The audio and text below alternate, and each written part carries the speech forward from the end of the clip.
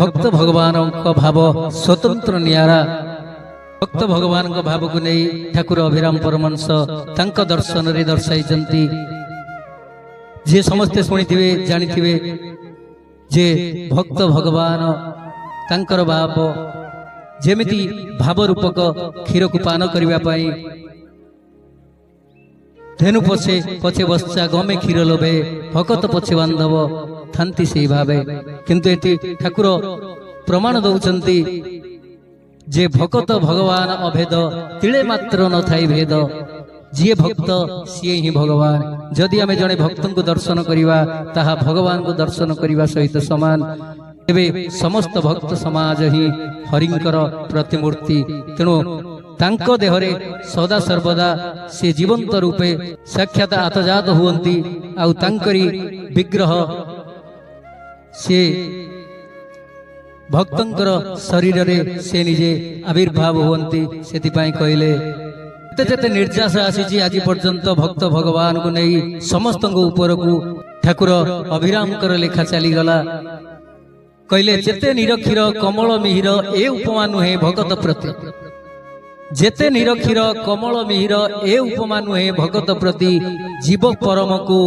तुल कले ताकू जीव परम को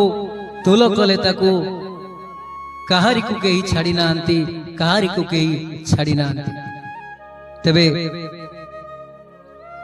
ठाकुर एटी प्रमाण दौचंती वर्तमान आमे दृष्टांत देउचे आमे किछि पानी रे क्षीर को मिसई देला परे कमल मिहिर हंस से क्षीर को पानी को अलगा करि दउछि ठाकुर दृष्टांत दौचंती कहउचंती ना ये दृष्टांत भी भक्त भगवान पखे उचित नुह आकु समतुल करिबा निश्चित भूल कहीं ना भक्त भगवान अभेद तिले मात्र न थाई भेद नीर आउ क्षीर को अलगा करी हेबो सिना किंतु भक्त भगवान को अलगा करी हेबनी एमिति अलगा करी हेबनी जेमिति कि भक्तर हृदय रे भगवान थांती आउ भगवान को हृदय रे भक्त सदा सर्वदा विराजमान करंती सेति पाई जानिथिबे रत्नवेदी मां लक्ष्मी एमिति नंदी घोष समस्त महोदधि को त्याग करि देई क्यों क्यों निकांच पली रे भगवान जाई सेठी तांकर भक्तर प्रमाण देइजंती सदा सर्वदा से भक्त पछे पछे गोड़ेई जाइजंती हमर बलराम दास कथा कहंतु एमिति कि बंधु महांती कथा कहंतु अनेक भक्त अछंती तांकरी से लीला रे भक्त पाई